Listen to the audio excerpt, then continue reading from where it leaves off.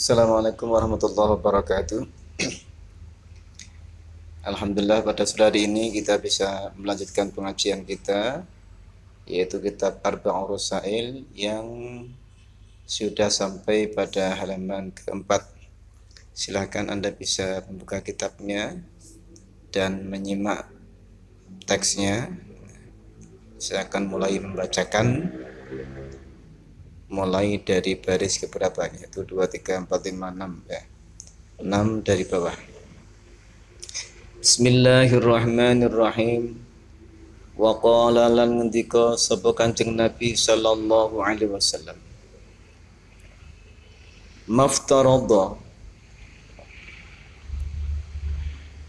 ora merdoaken sapa Allahu Allah alal ibadi ing atase pira-pira hamba. Ba'da tauhidi ing dalam sawise tauhid syai'an ing suwi-wiji sifate syai' ahabba kang luweh kinasian ilahi maring Allah minas sholati saking salat.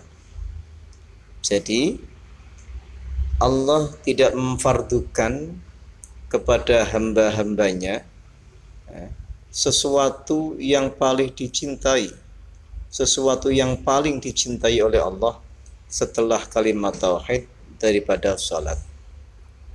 Jadi suatu hal yang fardu yang paling dicintai oleh Allah setelah kalimat tauhid adalah salat.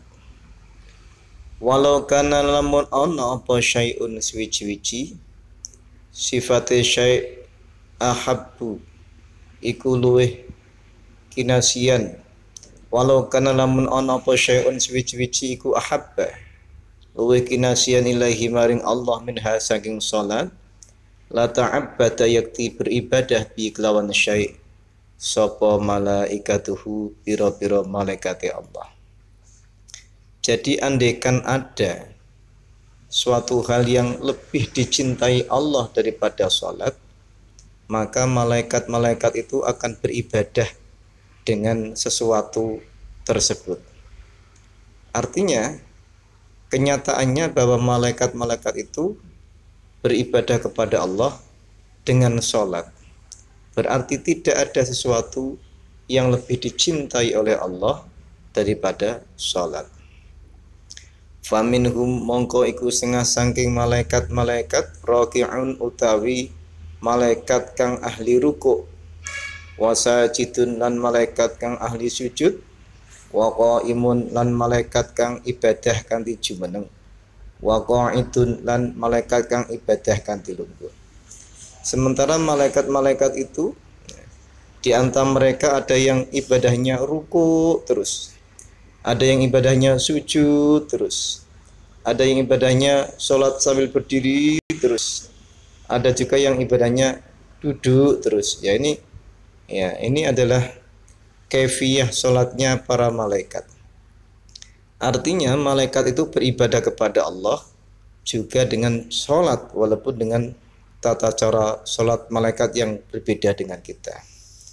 Intinya tidak ada suatu kewajiban yang lebih dicintai oleh Allah daripada sholat, sehingga para malaikat pun beribadah kepada Allah dengan cara sholat.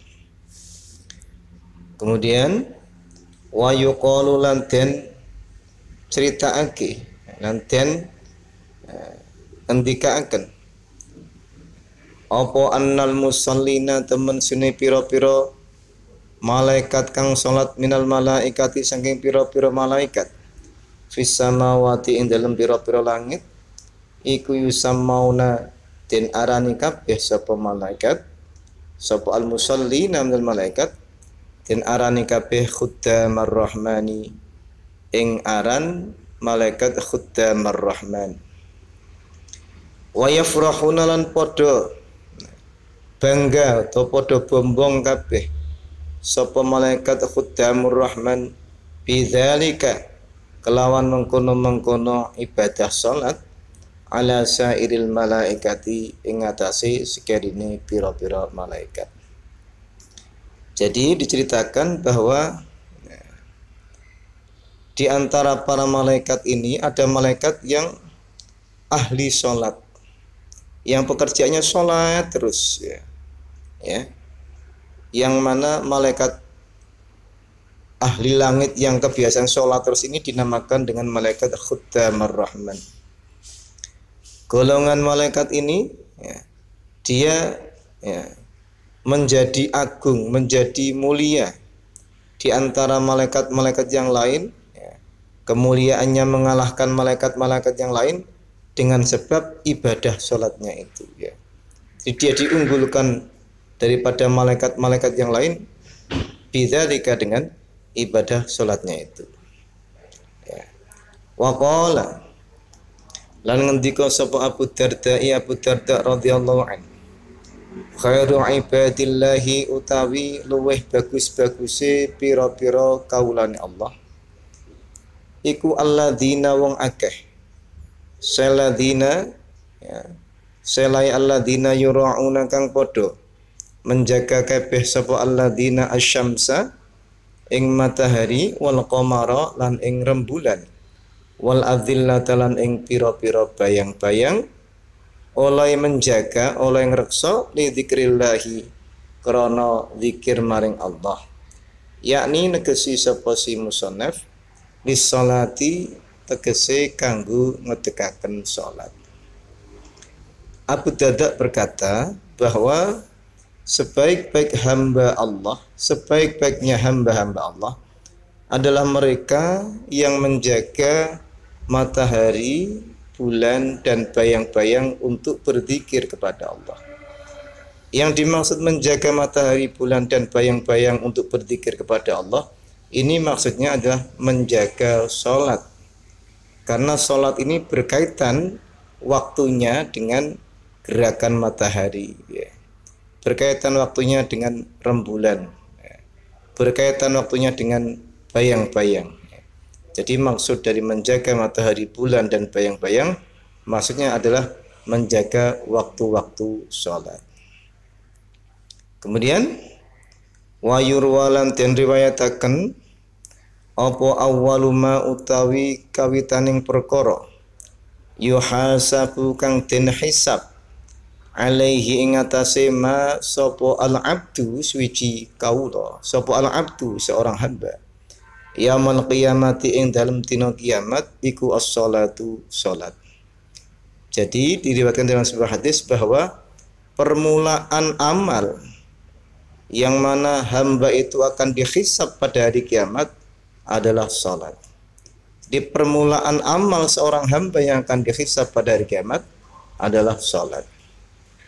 Fa in wujidat mongko lamun den temu apa si salat, den temu tamatan, ya, den temu iku tamatan, jadi khabar sani lafaz wujidat, atau bisa juga dibaca fa in wujidat mongko lamun den temu apa si salat, ya, oleh den temu tamatan hale keadaan sempurna, ubilat mongko den trimo apa si salat wasairu amalihi lan sekabehane amale si abad. Jadi apabila salat itu didapati dalam keadaan sempurna, maka salat itu diterima oleh Allah. Demikian pula diterima seluruh amalnya si hamba tadi. Kebalikannya, wa in wujidat lan lamun den temu apa si salat oleh den temu nakisatan hale dalam keadaan kurang, rudat mongko den tolak apa si salat wasairu amalihi lan sekarine atau seluruhnya amalnya si abad. Jadi apabila sholat itu didapati dari seorang hamba tadi dalam keadaan naqisah, dalam keadaan tidak bagus, dalam keadaan kurang, dalam keadaan teledor, maka sholat itu akan ditolak oleh Allah. Demikian pula amal-amal yang lain. Jadi intinya sholat merupakan kunci diterimanya seluruh amal kebaikan kita. Ya, ini yang akan saya bacakan. Kita akan lanjutkan pada baris berikutnya.